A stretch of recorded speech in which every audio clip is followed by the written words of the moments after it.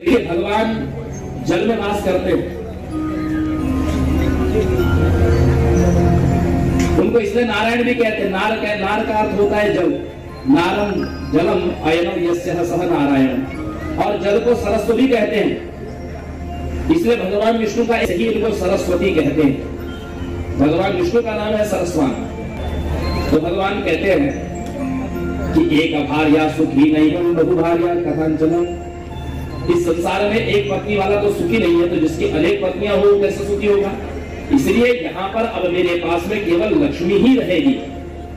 वहां की अर्धांगिनी बने और गंगा शिव की भार्या बने। तो गंगा शिव जी की भार्या बनी। इधर भारतवर्ष में सूर्यवंश में आपने हरिश्चंद्र की रोहित के पुत्र हुए, चंप के पुत्र हुए, वृक के विजय के भरुक के बाहु और बाहु केसरी से असमंजस हुए। सुमति के एक मास पिंड से भगवान शिव ने उसकी रक्षार्थ जब चलने लगे, इधर इंद्र ने द्वेषपूर्वक ईर्ष्यावश उस यज्ञ पशु को ले जा करके भूतल में छिपा दिया, जहां पर जो सिद्धाश्रम है, जहां पर भगवान कपिल ध्यानरत थे। सगर पुत्रों को जब पता चला कि दो सज्जनों जब कपिल भगवान के आश्रम में यज्ञ पशु की प्राप्ति हुई, तो इन्होंने भगवान कपिल की भर्त्सना की। भगवान कपिल के तेजोमय वलय में प्रवेश करने के कारण ये सब अग्नि में जल गए, जल के छाल राशि हुई। तो उन्होंने महाराज सगर के पूछने पर उनके पुत्रों की मुक्ति का उपाय गंगा के जल का स्पर्श बताया। महाराज सगर तो रुक गए थे।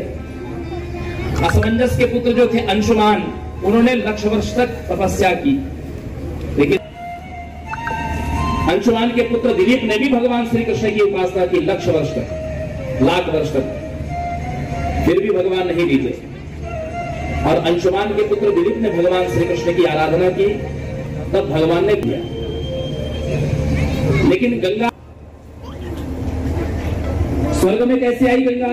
जब भगवान वामन ने त्रिविक्रम रूप धारण किया और उनका दूसरा आचरण जब ब्रह्मांड कटा को फाड़ने लगा, तो ब्रह्मांड गोलक के जल का चरणों में गिरा और वही विष्णुपदी बन करके स्वर्ग से गंगा को भारतवर्ष में आना है।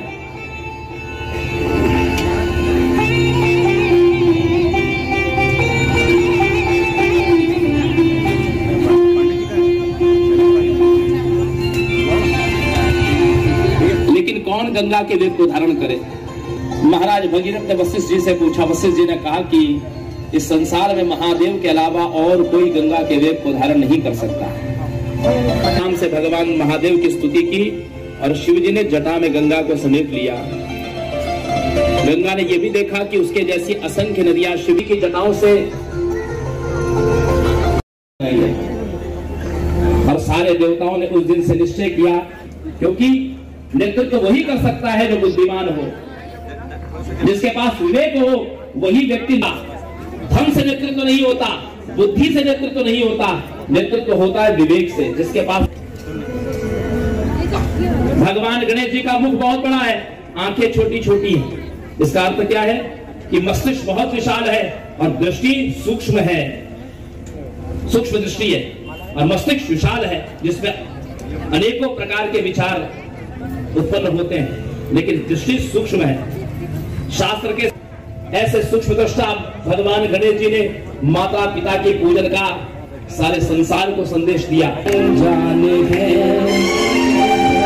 धरती पे रूप माँ बाप का, उस विधाता की पहचान है, ये तो सच है कि भगवान है, मगर फिर भी अनजान है। धरती पे रूप माँ बाप का, विधाता की पहचान है, ये तो सच है कि भगवान है।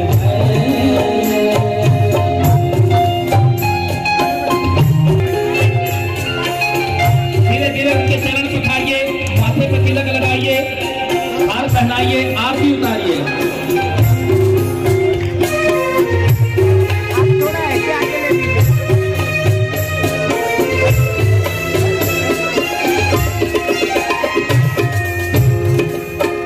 जन्मदाता है जो हम तुमसे मिला, हम हर दिन की उंगली है बचपन चला।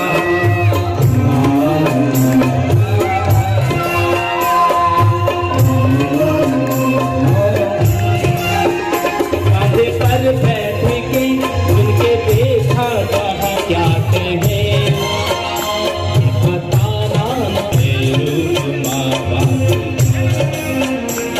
विधाता की पहचान है।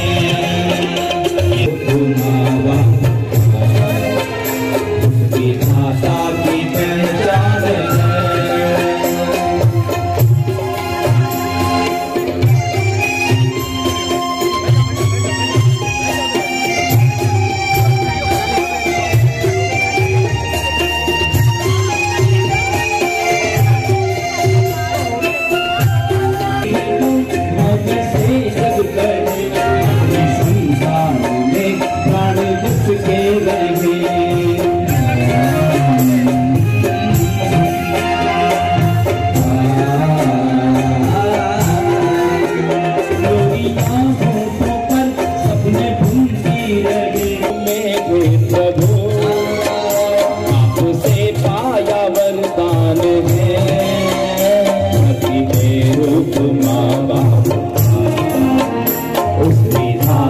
की पहचान है कि भगवान माता की पहचान है।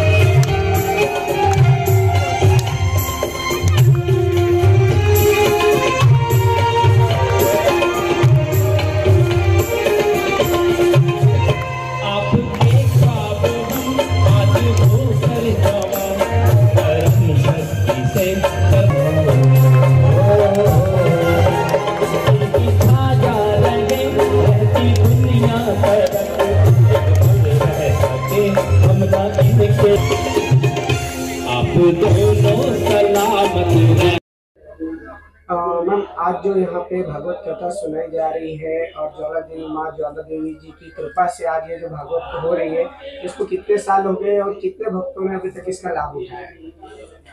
आज से 14 साल पहले ये भागवत शुरू हुई है और ये भागवत 1 साल के गैप के बाद होती है। और इस भागवत का जो नेतृत्व करते हैं, मतलब जिन्होंने ये संकल्पना शुरू की है, वो हमारे सचिन भैया शर्मा। वो वैसे भी सेवाभावी है और वैसे भी मतलब उन्होंने अभी तक शादी नहीं की है। पूरा उनका जो लाइफ है वो पूरा समाज सेवा के लिए ही है। वो हर किसी की इतनी तहे दिल से सेवा करते हैं और ये भागवत भी उन्होंने इसीलिए रखा है कि एरिया के लोगों के दिल में आध्यात्मिकता बढ़े। और मतलब वो बहुत परिश्रम करते हैं इस भागवत के लिए। 14 साल से वो इसी फील्ड में कार्यरत है। बहुत सेवा भाव से वो हर काम करते हैं। मैम, क्या कहना चाहेंगे जो भागवत हो रही है, इससे लोगों को क्या सीख मिलती है? आज की पीढ़ी देखी जाए और पुरानी पीढ़ी जो जनरेशन जो है, तो क्या फर्क पता लगता है और क्या वाकई में भागवत सुनने से आज की पीढ़ियों पे कुछ फर्क पड़ रहा है? देखिए, मैं भगवान को नहीं मानती हूँ पर ऊर्जा को मानती हूँ। ऊर्जा पॉजिटिव नेगेटिव होती है और जो पॉजिटिविटी, बहुत लोग बोलते हैं कि पॉजिटिव रहो। इसका मतलब क्या हुआ कि आपके विचार जो है वो पॉजिटिव रहे, तभी आप पॉजिटिव रहेंगे और पॉजिटिविटी से बहुत सारे कार्य हम कर सकते हैं। तो ये जो आध्यात्मिक की तरफ हम लोग, अगर हम आध्यात्मिकता देखें तो उसमें ऐसा है कि अगर हम भगवान के तरफ अगर हम थोड़ा सा हमारा अगर पूरा करें तो उसमें पॉजिटिव भी विचार हमारे दिमाग में आएंगे। जैसे कहते हैं ना, जैसा संग वैसा रंग। तो इसका अनुभव आपको ये भागवत में आएगा।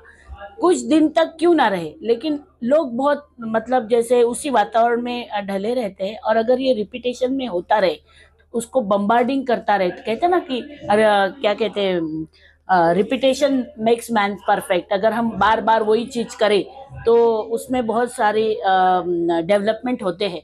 तो मेरा ये कहना है कि ऐसे सामाजिक प्रोग्राम लेने चाहिए, आध्यात्मिकता प्रोग्राम लेने चाहिए, ताकि अभी जो बच्चों में अग्रेसिवनेस आया है, डिसीजन मेकिंग बिल्कुल नहीं रहा, पेशेंस नहीं रहा, तो ये सारी चीज़ें अगर उनमें आ गई तो ये जैसे कहते हैं घर से समाज और समाज से देश, तो ये देश के लिए भी बहुत अच्छी एक डेवलपमेंट है, हमारे घर के लिए तो है ही और समाज के लिए भी है। मैम, सभी भक्तों को आप क्या संदेश देना चाहेंगे इस भागवत कथा के माध्यम से? ये देखिए, संदेश देने के लिए तो हमने भागवत रखा है और श्रद्धेय हमारे जो नंदकिशोर जी पांडे हैं वो संदेश देने के लिए आए हैं।